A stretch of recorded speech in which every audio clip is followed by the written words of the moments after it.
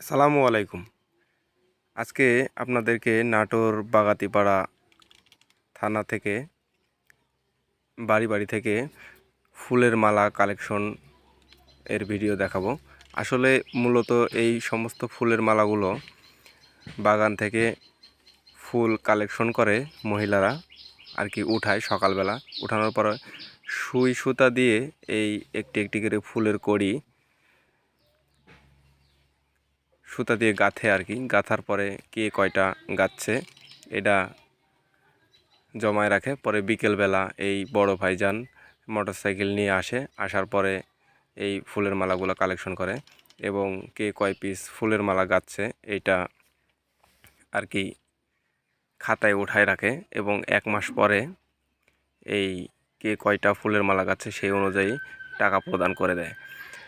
গ্রামের বাড়িতে বসে থেকে একেবারে স্বল্প আয়ের একটি ব্যবস্থা করেছেন বড় ভাইয়েরা।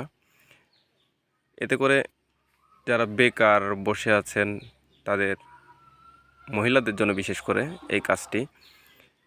আর আমরা ঢাকা শহরে কিংবা বিভিন্ন প্রত্যন্ত জেলা শহরে বসে থেকে যে সমস্ত ফুলের দোকান থেকে ফুলের মালাগুলো কিনে থাকি মূলত বাসরঘর এবং মাইক্রোবাস বিয়ের গাড়ি সাজানোর জন্য।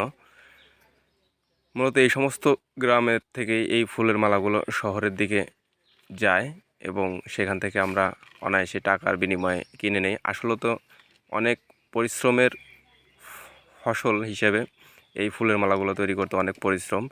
এত বড় বড় এক একটি ফুলের মালা তৈরি করে মহিলারা সকালবেলা সূর্য ওঠার আগে বাগানে গিয়ে ফুলের মালা তৈরি করার জন্য ফুল উঠায়, উঠানোর পরে বাড়িতে নিয়ে আসে এবং এক একটি ফুলের মালা তৈরি করার বিনিময়ে তারা মাত্র 1 টাকা পিস পেয়ে থাকে।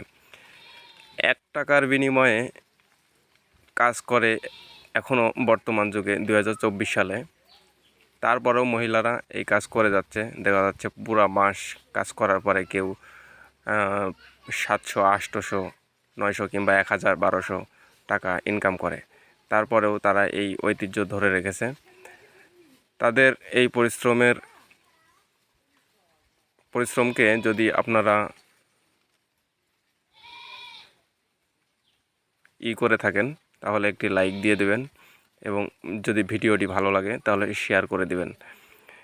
আর বড় ভাইদের এই যে ফুলগুলো সংগ্রহ করেছে এগুলো কালকে সকালবেলা ডেলিভারি হয়ে যাবে শহরে। আর যদি আমার ভিডিওটি ভালো লাগে অবশ্যই শেয়ার করে দেবেন। আরও নতুন নতুন ভিডিও পেতে অবশ্যই আমাকে একটি ফলো দিয়ে রাখবেন ফেসবুক পেজ থেকে। সবাই ভালো থাকবেন। এই যে আমাদের আর এক আন্টি নিয়ে আসছে ফুলের মালা, দেখুন।